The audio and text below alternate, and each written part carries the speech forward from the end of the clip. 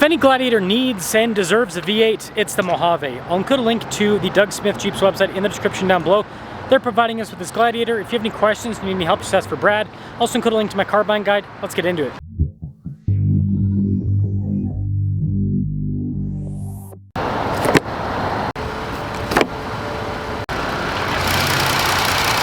Under the hood is a 3.6 liter V6 that goes through an 8-speed, fuel economy 17 around town, 22 on the highway, with power outputs being 285 horsepower and then 260 pound-feet of torque.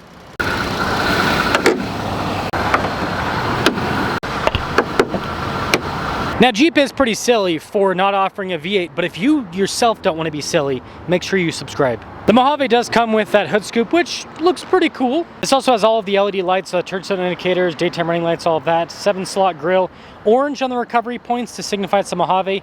We also have fog lights, and then there is underbody protection. Here's kind of a better look at that.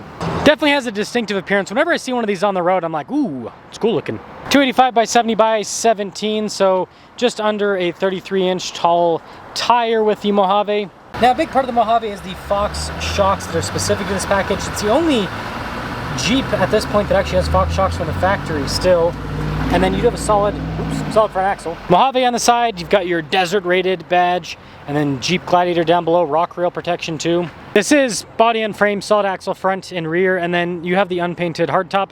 Key fob features with this. We have our lock and unlock function, remote starts, and then you've got the Jeep logo there as well. And if we pop into the bed area, the tailgate's dampened. We also have bed liner already, LED bed lights, and it has a decent sized bed with some cargo tie down points throughout the bed. There's some at the edges right there as well. The tailgate's also light, which adds to the usability. Jeep there, and then you've got recovery points on the back, and then I think this does, even though the front bumper's plastic, nope, the rear bumper's plastic too. That will sum things up for the exterior of this Gladiator Mojave.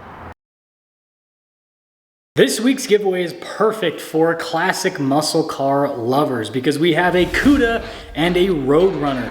The Cuda produces 290 horsepower and has an automatic. The Roadrunner produces 390 horsepower and has a manual. Both of them are obviously powered by V8s. Now this particular giveaway is going to be ending fairly soon on November 2nd. So if you want to get in now and get some extra bonus entries, just use code BHC or click the link in the description down below or the pinned comment. Any donation, $25 or more, will give you 4x bonus entries. Let's check out the interior. Soft touch here on the armrest. You also have a little storage net. Cloth trim on the seats. You've got that orange stitching that goes with the Mojave theme. Legroom back here is good. We have another storage net.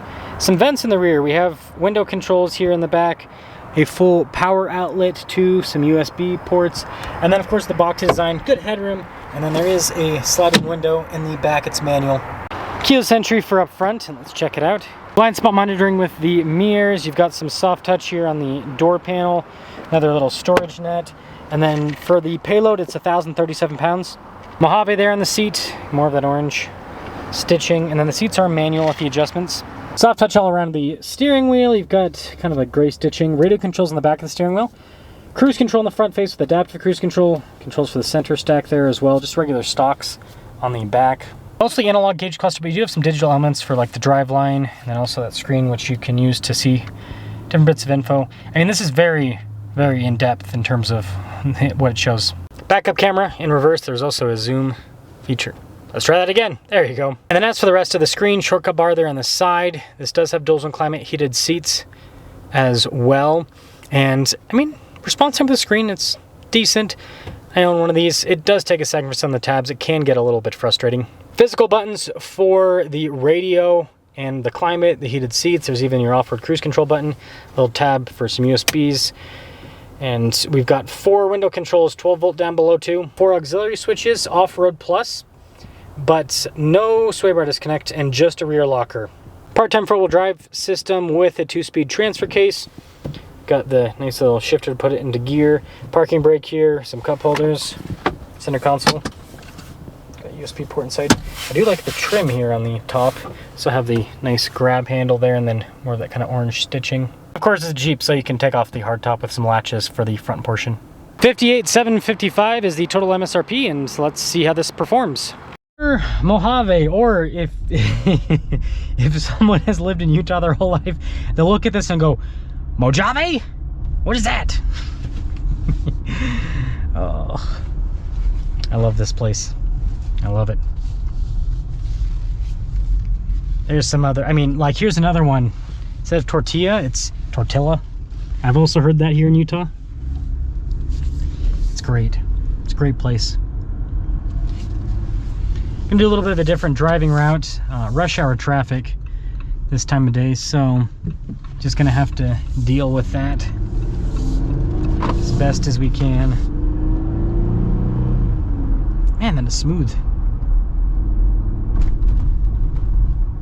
A little bit bumpy. A little bit bumpy. Not horrible though.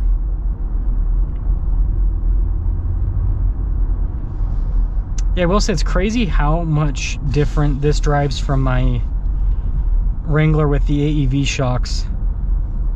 Like, I'll just say it, the AEV stuff drives better than this. In terms of the suspension, compression, yeah, just the overall ride quality, like it's just better. It's just better.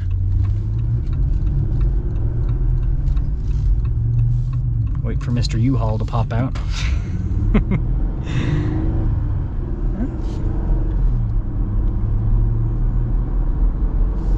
Yeah, the V6 is smooth with the power delivery. Man, this is unrelated, but you guys just saw that LX. Every time I see another LX on the road, because I'm doing that long-term testing one, I'm like, man, what an ugly car. I bought it too. Oh, funny. Hopefully this is not a mistake coming through here. I don't know. I do not know. The seats are firm in normal Jeep new Jeep fashion. Jeep seats didn't used to be this firm, but for some reason, these newer ones, it seems like the seats are a little bit firmer. The cloth hasn't changed as much. The leather is kind of a bigger difference. Definitely a bigger difference. Yeah, I don't think this is any better. I wanted to choose this route instead of the highway because I was like, yeah, maybe there would be a little bit less traffic. Not the case. So I'll just have to, it's like either way I go, I'm gonna have to deal with traffic, I guess. There's no escaping it.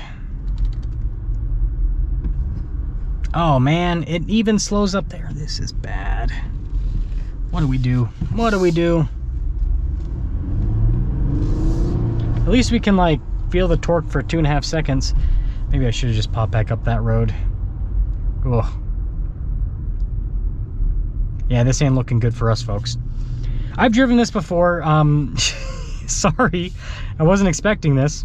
I looked at the GPS thing and it said there was 0 traffic here. It lied. It lied to me.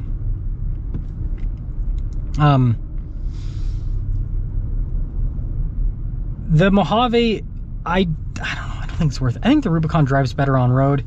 And again, the AEV shocks are not that expensive. You do the shocks, you do the steering stabilizer, you do the lift relocation bracket, the springs. You can throw 35s on your Gladiator and it rides so much better. And you could have a Rubicon that has better performance than the Mojave.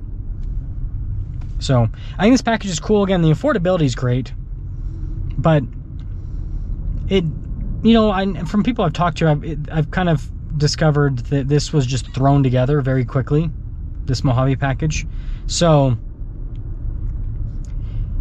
you're kind of buying it for the cool hood scoop looks. Basically, that's a good way to put it. It's not really a real Raptor competitor, and there are other packages or aftermarket modifications you can do on the Gladiator that I would say that would make it better. But what would objectively make this better that needs to come from Jeep? 5.7 Hemi. Jeep, Jeep, Jeep. You should have had it out yesterday. You should have had it out yesterday, right? The best time is yesterday in terms of getting that stuff out. So I don't understand why they are taking so long to do that in the Gladiator, but hopefully, oh, there's a train, that's why it stopped. That makes more sense. So I can probably use this next time. Anyways, hopefully they get that all figured out sooner rather than later.